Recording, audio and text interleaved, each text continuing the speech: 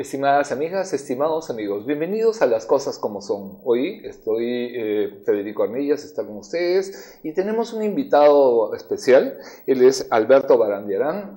Alberto es asesor del viceministro de Desarrollo Estratégico de los Recursos Naturales y tiene a su cargo la coordinación de ciudades sostenibles del Ministerio Nacional del Ambiente. Vamos a conversar sobre una actividad realizada recientemente en Trujillo, una actividad que ha congregado como promotores al MINAN, a AMPE, a la Asociación de Municipalidades del Perú, a INDECI, que es el Instituto Nacional de Defensa Civil, a INICAM, que es una ONG vinculada a AMPE que trabaja los temas de desarrollo local, y por supuesto a la Mesa de Concertación para la Lucha contra la Pobreza.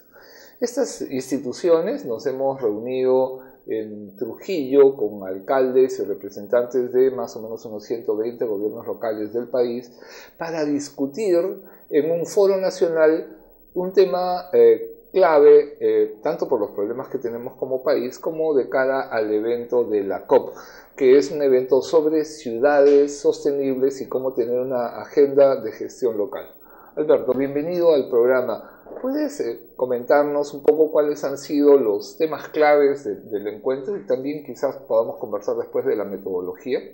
Sí, bueno, primero gracias por la invitación.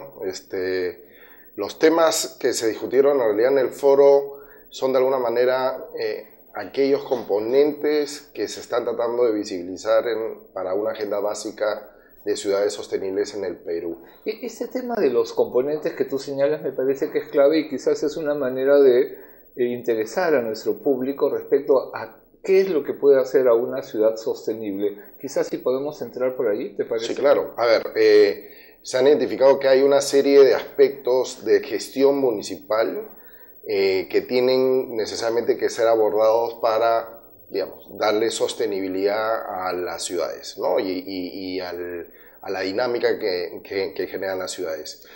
En general, en muchos países ya hay procesos en marcha y, digamos, los que han empezado con el tema hace ya casi más de 20 años son los europeos. Ellos manejan más de 200 indicadores de sostenibilidad. Nosotros, evidentemente, hemos tratado de tomar aquellos que consideramos prioritarios para una agenda básica, que no significa necesariamente que solo estos temas deban tratarse, pero Pero quizás vale un pequeño comentario sobre este tema de la sostenibilidad para los amigos que nos siguen en la televisión, ¿no es cierto?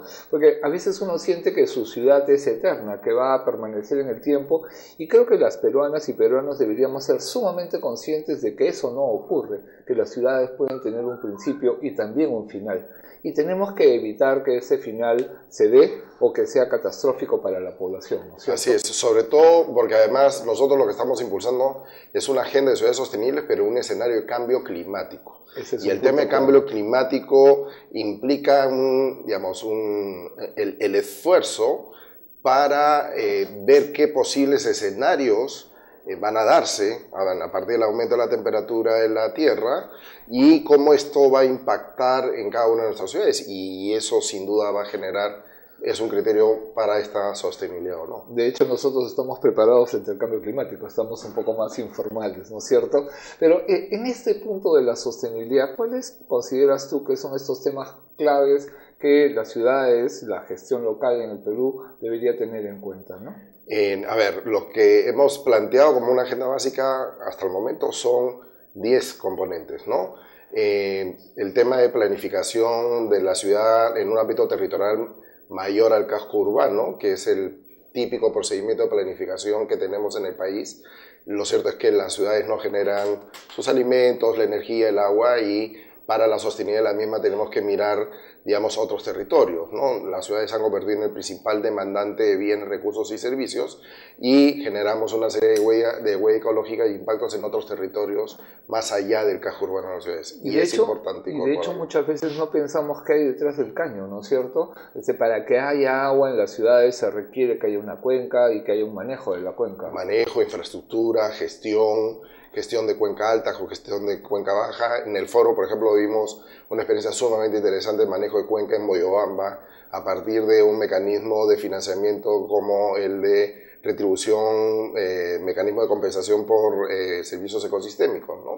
Y también vimos experiencias, recuerdo, como las de Chavín, de Ica, ¿no es cierto?, que es una cuenca totalmente seca, ¿no? Y donde los vecinos de Chavín están en alianza, en este caso con Milpo, cosechando agua en la cabecera de la cuenca, ¿no? Que es una estrategia, Dios quiera que no tengamos que recurrir a ellos. Sin duda, ¿no? Así es. Y hemos visto además distintas... Lo interesante de ese panel, por ejemplo, de recursos hídricos, es que nos permitió ver distintos contextos, ¿no? Porque vimos ciudades en costa, en el ámbito andino y en el ámbito amazónico, de distintos tamaños, con distintas necesidades y complejidades, ¿no? Creo que ese punto es muy importante. A veces uno piensa ciudad y piensa hacia adentro, como si todas las ciudades en el Perú fueran iguales, y creo que es muy claro que hay una heterogeneidad de situaciones y cada situación plantea desafíos. Entonces ese ubicar la ciudad en su entorno resulta fundamental. Pero ¿qué otros puntos, además de esta mirada de la ciudad en su entorno, tú consideras que son claves? Bueno, otro tema que hemos tratado y que además fue parte también de la discusión del foro fue